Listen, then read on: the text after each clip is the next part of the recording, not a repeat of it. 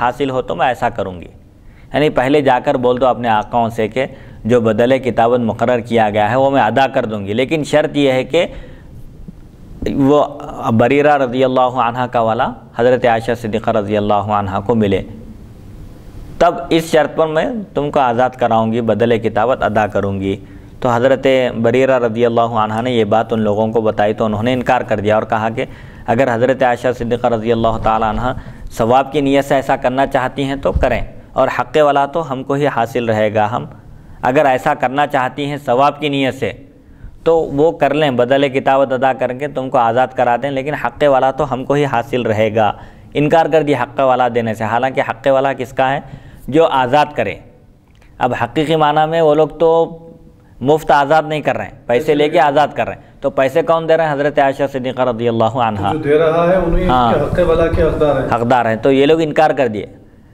तो हज़रत आयशा सिद्दीक़ा रज़ी अल्लाह अन्हा ने ये बात नबी करम सल्लल्लाहु अलैहि वसल्लम से बयान की, तो आपने फरमाया इसे ख़रीद कर आज़ाद कर दो, क्योंकि वला उसके लिए है जो आज़ाद करे, जो आज़ाद करे उसके लिए वला है। ये तयशुदा बात है, इसमें शर्त लगाने की ज़रूरत ही नहीं है। फिर आप खड़े हुए और फरमाया उन लोगों का क्या हाल है जो ऐसी शर्तें बांधते हैं जो किताबुल्लाह में नहीं है, तो वो जायज़ नहीं। यानी ऐसी शर्त लगाना जो कुरान और हदीस में नहीं है वो शर्त जायज़ नहीं है। शर्त लगा रहे हैं लोग वला की, किसके लिए? मुफ्त में आज़ाद नहीं कर रहे हैं, पैसे लेके आज़ाद कर रहे हैं और बोलें कि वला का हक़ हमको ही हासिल रहेगा।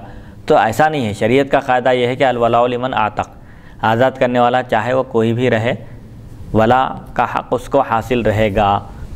आज़ाद करने वाला खा पैसे लेके करो या बग़ैर पैसे लिए करो? नहीं, पैसे देकर जो आज़ाद करा रहे हैं। अब बरीरा रज़ी अल्लाह अन्हा जिनकी मुकातबा थी, जिनकी बांदी थी, वो लोग पैसे लेकर आज़ाद कर रहे हैं ना। अब बदले किताबत अदा करने के लिए इनके पास पैसे नहीं हैं। हज़रत आयशा सिद्दीक़ा रज़ी अल्लाह ताला अन्हा फरमाएं कि मैं तुम्हारी तरफ से बदले किताबत अदा कर दूँगी और तुमको आज़ाद करा दूँगी, लेकिन अपने आकाओं से पहले ये बात कह दो, तुम जिनकी बांदी हो उनसे कह दो कि हक़ वाला मुझे हासिल रहेगा आज़ाद करने की बुनियाद पर। तो हुज़ूर अकरम सल्लल्लाहु अलैहि वसल्लम तायद भी फरमाए, बीबी आयशा रज़ी अल्लाह तायद फरमाए कि भैया बोलने की ज़रूरत ही नहीं है उनको, तुमको आज़ाद कर दो। हक़ वाला तो उसका हक़ है, वला का हक़ उसके लिए हासिल है जो आज़ाद करे। तो हकीकत में आज़ाद करने वाले इन्हों हैं, पैसे देकर आज़ाद कर रहे हैं, बीबी आयशा सिद्दीक़ा रज़ी अल्लाह अन्हा। फिर हुज़ूर मिंबर पर खड़े होकर खुतबा इरशाद फरमाया और फरमाया कि लोगों का क्या हाल है, क्या बात है, लोग ऐसे क्यों हो गए? जो शुरूत कुरान मजीद में नहीं है वो शर्त क्यों लगा रहे हैं?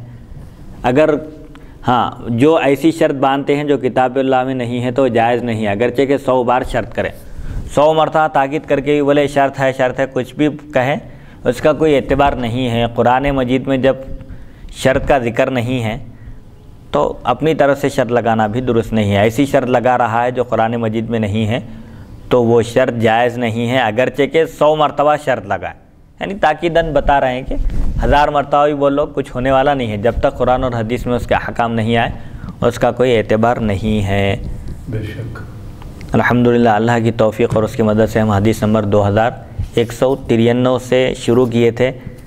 अल्लाह के फजल करम से तकरीबन 2201 तक हम पहुँच चुके हैं और सामाईन से, सुनने वालों से और इन अहादीस शरीफ़ा की समात फरमाने वालों से दरख्वास्त की जाती है कि हम अपनी इस्तात के मुताबिक अल्लाह की तौफ़ीक़ और उसकी मदद से जो कुछ बयान कर रहे हैं, हो सकता है बशरी तकाज़े के लिहाज से उसमें कुछ गलती हो जाए, तो सामाईन से दरख्वास्त की जाती है कि वो उस पर मुत्तले करें ताकि हम अपनी इस्लाह कर लें।